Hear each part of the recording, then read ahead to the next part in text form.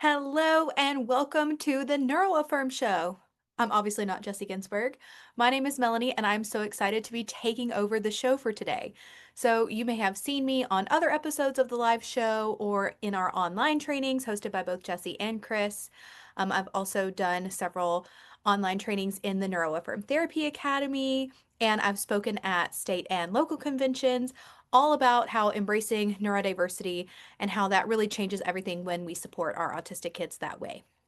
I have been a speech pathologist for 10 years, and the last 4 of those years, I've had the honor of working alongside Jesse, really helping SLPs understand how sensory and communication are deeply connected.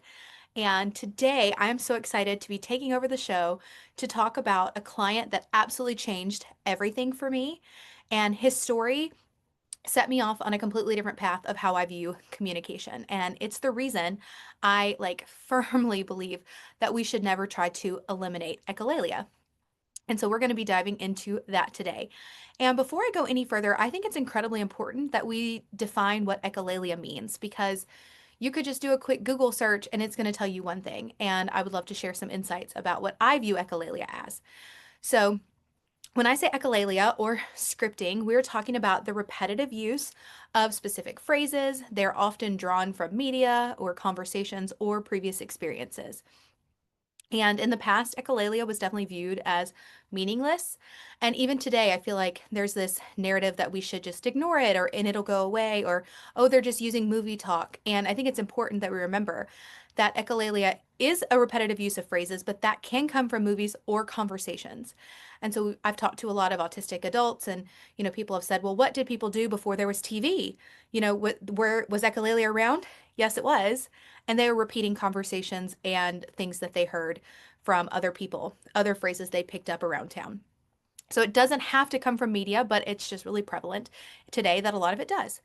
And even though in the past it was viewed as meaningless, there have been so many amazing studies and so many therapists who have spent their life really diving into this topic, like Barry Prezant and Marge Blanc and Ann Peters, and they have been able to show through client studies and just over time that echolalia is not random and it's not meaningless. And scripting is a way that a child can express their thoughts and their feelings and their needs. And this was especially true for my client that I'm going to tell you about today. And we're going to call him Andy. And when I started working with Andy, he was 15 years old and he had been in speech therapy since he was 18 months old. So, talk about pressure. His parents didn't put a lot of pressure on me, but I felt this pressure of, I need to help him move forward in his communication. And when I started working with him, it was very obvious that he used a lot of echolalia to communicate. And he had lots of therapists, occupational therapists, behavior therapists, and they all told me just ignore it. He does this sometimes. You can try to redirect, but it usually is just him regulating. It doesn't really mean anything. And he could answer questions and we can have some conversations, but there would be days where his echolalia was higher than others. So he primarily relied on these echoed phrases or these scripts to communicate. And when his past therapist just told me to ignore it, it never set right with me. Like it didn't sit right with me. But I didn't have any other, like, I didn't have anything to say other than that doesn't feel good. I didn't have any evidence. I was a newer therapist. He was one of, they had been with this client way longer than I had. He was new to me. So I just tried to do what they said and I ignored it or I redirected it and I tried to follow his lead. And there was one session I never forget where that day I showed up and he was just in those, it was one of those days where he was using a lot of echolalia. And he had one script he kept repeating over and over again, which was vampires, Halloween, Nightmare Before Christmas. And it was just like back over and over and over again. And he would he was shaking his body when he was doing it. Vampires, Halloween, Nightmare Before Christmas. And for about 2 sessions, I was just like, okay, I tried redirecting. We weren't making any progress and going anyway. And keep in mind, it's April at this point. It was not Halloween season. So this was not like a timely activity. Like this felt random. And so by the third session, I was like, okay, I've tried redirecting him. It's not working. I've tried eliminating it. It's not working. We're on the third session. I feel like I have nothing to write in my note. I'm just going to lean into it. So I came to that session fully prepared to um, talk all about Halloween. I brought Halloween books, I brought Halloween bingo, we had Halloween games, and it was the same. But I'm like, you know what? I will try one more time. And by this fourth session, we're doing it again. He's still scripting vampires, Halloween, Nightmare Before Christmas. I'm trying to connect it to the activity. And his mom peeks his head in the kitchen because I saw him at his home and just asking how we were doing. And I told her, we're trying to, expand his communication through talking about Halloween because he's really wanted to talk about Halloween lately. And she looked at me with this confused look on her face and she was like, huh, he hates Halloween. It makes him really nervous. And if that moment were a cartoon, that would have been the moment you would see the giant light bulb just like pop over my head because everything suddenly made so much sense. He was not trying to tell me how much he loved Halloween. He was trying to communicate to me that he was feeling anxious. And he had been feeling anxious for several weeks at this point. And that's when it hit me. These repeated phrases, that has to be real communication. The narrative I've been told that it's not real and we should just ignore it. It was clear that he was communicating that he was anxious, and I was just missing it. And it's that day, it really sat with me that echolalia is not just them meaningly, repeating things, it's often communication in disguise. So, for too long as therapists, we've been told just reduce it, redirect it, or completely eliminate it. But what if those repeated phrases are actually the child's most powerful communication tool? That was something that I had to dive into. How could I use this to bridge that gap between echolalia and communication? So, what's hard for people, I think, to understand when we talk about echolalia, it's viewed as this deficit because the meaning isn't always clear to us. They're repeating vampires, Halloween, Nightmare Before Christmas. That it's not always clear unless you know that child very intimately that that's communicating that they're anxious. So, he was telling me he was anxious by listing all these things that made him nervous. I just didn't know enough about him, and I wasn't reading his body language to pick up on that. And that has happened to me time and time and again when I look back at clients, and I can say, gratefully, I learned from this experience, and I always started going deeper and looking beyond what they were saying to what they would mean. And I've had clients say things like, you know, um, that's a green apple. And that was something he had picked up in feeding therapy where it was, he didn't like the green apple. He wanted the red apple. So he was saying no. And he would use that for everything. And so that's not always clear. That has nothing to do with the word no. In his mind, it did. It was a meaningful connection. And once you put that together, it's so easy to see that and then redirect what they are trying to say. And that's the difference. In one way, you're just redirecting them to what you think they want to say, and you're not really listening to what they actually want to say. I had this one client who would use this phrase. It was Walmart $5.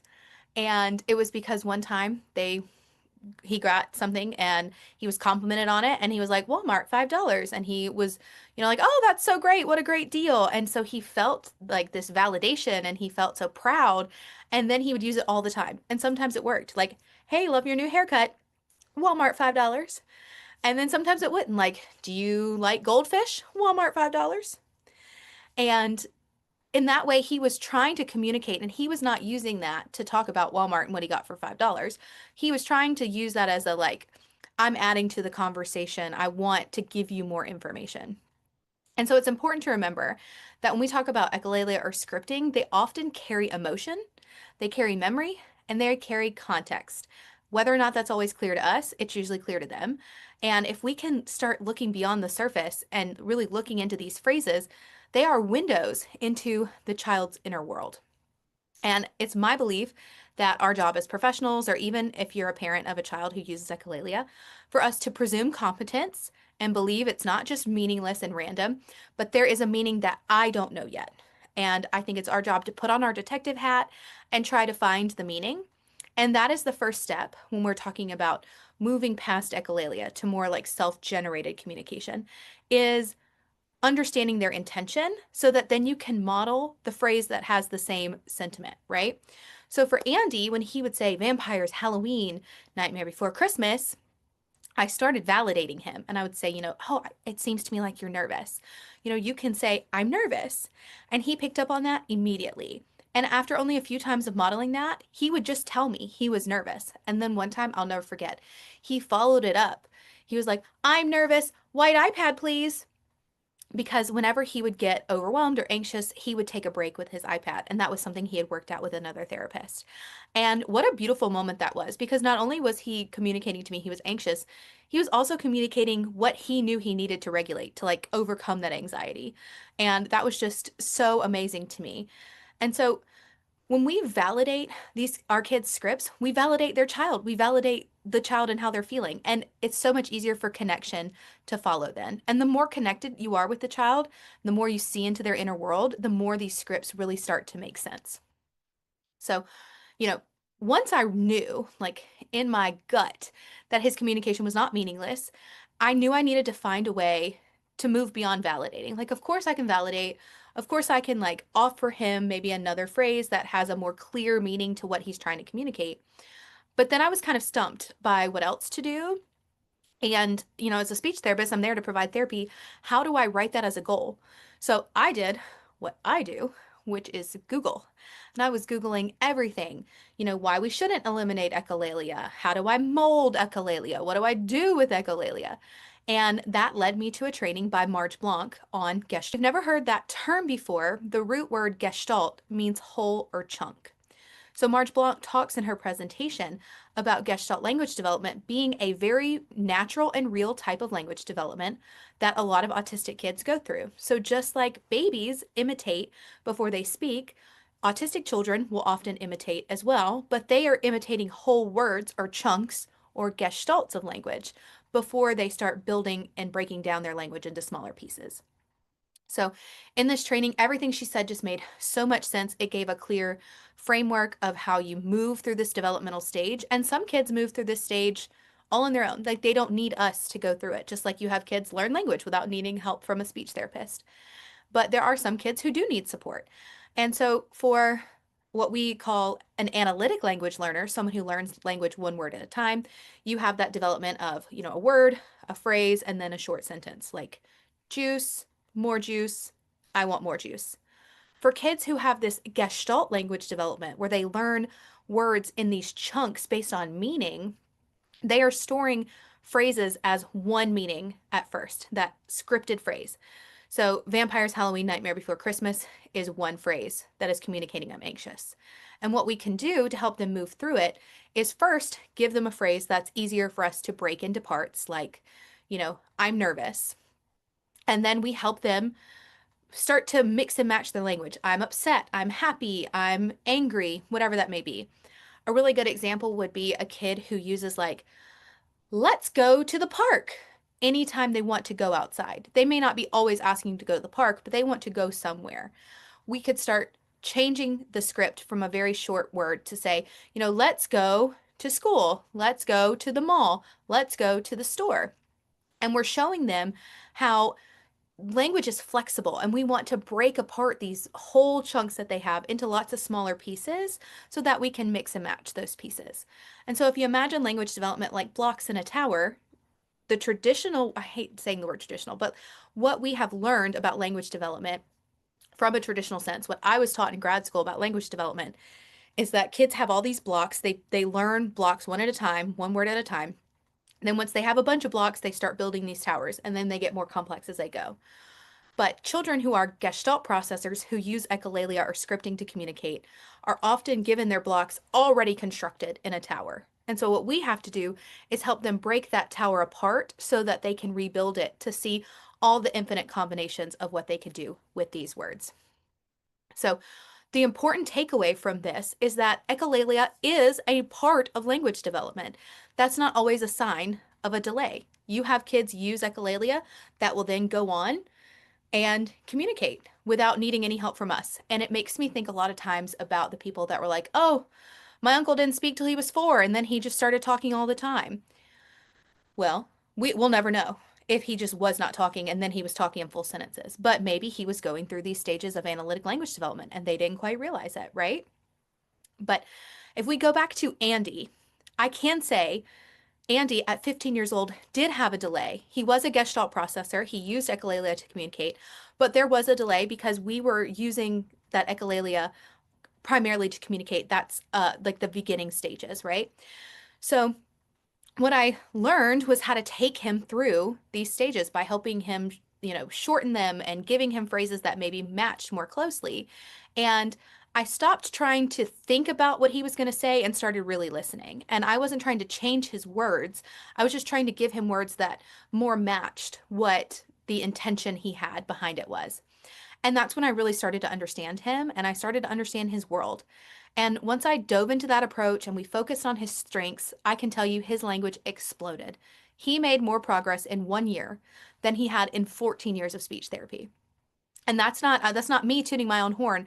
That has nothing to do with me being a magician. That's everything to do with when you're using the wrong approach, it's harder versus when you use the right approach for that child. And once we found the approach that worked for him, his language took off. It was absolutely amazing to see. And I like sharing his story too, to as a good lesson that it's never too late to change your approach. He was 15 when we started this, and he had been in therapy forever and made very minimal progress. But the moment we started using a strengths-based neuroaffirming approach where we focused on his echolalia and we didn't try to ignore it or reduce it or eliminate it, but we built on it and we used it as a bridge to communication, his language absolutely took off. So echolalia does not have to be a barrier. Instead, I like looking at it like a bridge. We're going to use it to cross over into more self-generated communication. So the next time you hear a kid, repeating lines from a movie, and maybe they're saying it over and over again, instead of just ignoring it or, trying to get them to stop what they're doing, pause, really listen, think if there's something they're trying to communicate. Sometimes they are just using it to regulate. It may not be a communicative intent. It may be a regulatory intent, but that doesn't mean it does not have intention, right? And just remember that that line from a movie might be their way of communicating something deeper. And it's our job to listen. So instead of trying to, what if all this time we've been trying to quiet the words of these kids when these are actually the words we needed to hear the most? Really powerful to think about, and our role as professionals in seeing through their eyes and seeing into their world and presuming competence, validating, and using a strengths-based approach.